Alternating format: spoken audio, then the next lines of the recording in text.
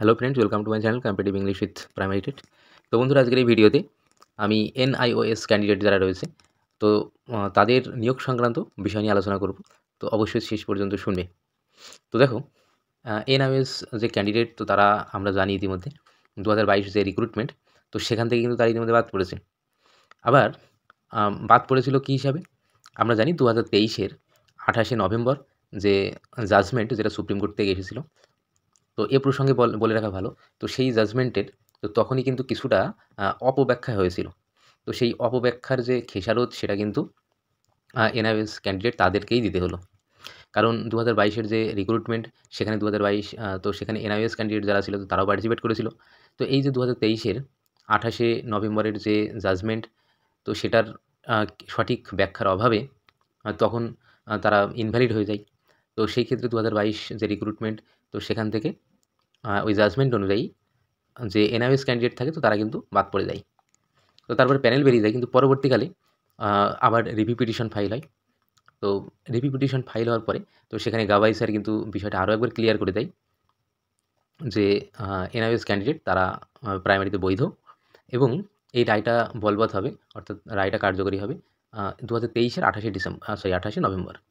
তাহলে সেই অনুযায়ী দেখতে গেলে এই যে এনআইওএস ক্যান্ডিডেট আমাদের পশ্চিমবঙ্গে নিয়োগের ক্ষেত্রে যারা 2022-এর রিক্রুটমেন্টে পার্টিসিপেট করেছিল, তো স্বাভাবিকভাবে তারাও কিন্তু বৈধ।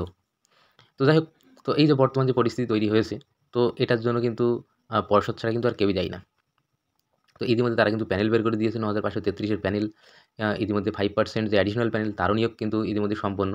তবে এই মুহূর্তে দাঁড়িয়ে এই যে এনআইওএস ক্যান্ডিডেট, তারা কিন্তু এই মাস দিয়ে তারা কিন্তু বঞ্চিত হয়ে গেল। তো তাদের এই বঞ্চনার জন্য তারা কোনোভাবে দায়ী না। তার জন্য অবশ্যই পর্ষদ দায়ী রয়েছে। পর্ষদ এই যে জাজমেন্ট, সেটাকে তারা তাদের মতো করে বুঝলো, এবং এনআইওএস যে বাতিল, তার কোনো নোটিফিকেশনও জারি করলো না।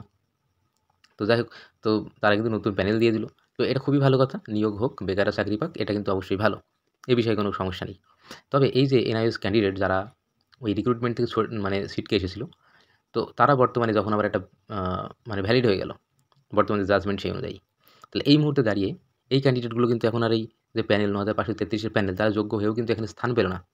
তবে এই মুহূর্তে দাঁড়িয়ে অবশ্যই আমার মনে হয় পর্ষদের উচিত, যারা এনআইওএস ক্যান্ডিডেট রয়েছে 2022 রিক্রুটমেন্টের, তো তারা তো ওই ক্যান্ডিডেটের মধ্য থেকে 1200 থেকে 1500 রয়েছে ক্যান্ডিডেট এমন। তো সেই ক্যান্ডিডেটের মধ্য থেকে যারা 9533-এর যে প্যানেল, এই প্যানেলের যে কাট অফ যারা ক্লিয়ার করতে পারবে, আমার মনে হয় ইমিডিয়েট পর্ষদের উচিত এই যে ক্যান্ডিডেট, এদের কিন্তু একটা প্যানেল করে, আলাদা একটা প্যানেল করে এদেরকে নিয়ে নেওয়ার।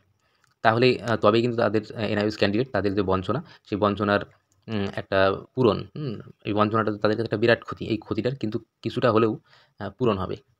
তা না হলে এই পরিস্থিতির জন্য কোনোভাবেই তো কোনো ক্যান্ডিডেট দায়ী না।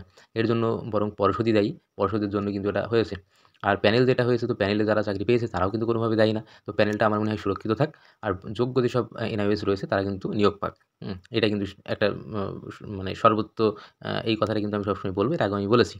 তো এটা করলেই কিন্তু সব সমস্যার সমাধান। এই যে বেকার যেসব এনআইওএস ক্যান্ডিডেট রয়েছে, তাদেরকেও কিন্তু বারবার যে হাইকোর্ট, হাইকোর্টের ডিভিশন বেঞ্চ, সুপ্রিম কোর্ট, এত কিন্তু কেস ফাইল করতে হবে না। এই কেস ফাইল করে এই যে যোগ্য হয়েও এনআইওএস ক্যান্ডিডেট, তো তারা কী হচ্ছে, তাদের পকেট থেকে কিন্তু পয়সাগুলো চলে যাচ্ছে। এবার এইদিকে তাদের কিন্তু হয়তো নিয়োগ দেওয়া হচ্ছে না। তো এটা বাজে ব্যাপার। তো এই সমস্যার সমাধান যদি পর্ষদ করতে চায়, তাহলে ইমিডিয়েট পর্ষদকে 9533 প্যানেলের যে লাস্ট কাট অফ, বিভিন্ন ক্যাটেগরি ওয়াইজ, তো সেই অনুযায়ী কাট অফটা দেখে যারা আ মানে যেসব এনআইওএস ক্যান্ডিডেট, তো তারা যারা এই কাট অফগুলো ক্লিয়ার করতে পারবে, তো অবশ্যই তাদেরকে নিয়ে নেওয়ার দরকার আছে। যেহেতু আম মানে তখনকার সময়ে কিছুটা সমস্যা হয়েছিল, যে জাজমেন্ট এসেছিল, সেই জাজমেন্টটাকে বুঝতে বা একটু প্রবলেম হয়েছে। তো বর্তমান যে রায় রয়েছে 10 ডিসেম্বরের, তো সেই অনুযায়ী আমার মনে হয় এনআইওএস ক্যান্ডিডেট যারা রয়েছে, তো তাদেরকে অবশ্যই নিয়ে নেওয়ার দরকার আছে।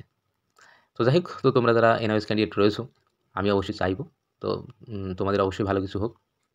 তোমরা যারা রয়েছো এই 2022 রিক্রুটমেন্টে, তোমরা যেন বঞ্চিত না হও। তোমরা যারা যোগ্য, অবশ্যই যেন তোমরা স্কুলে যেতে পারো। এটাই আমি চাইবো। আর অবশ্যই প্রাইমারি সংক্রান্ত বিভিন্ন খবর পেতে আমাদের চ্যানেলের সঙ্গে যুক্ত থাকবে। ধন্যবাদ।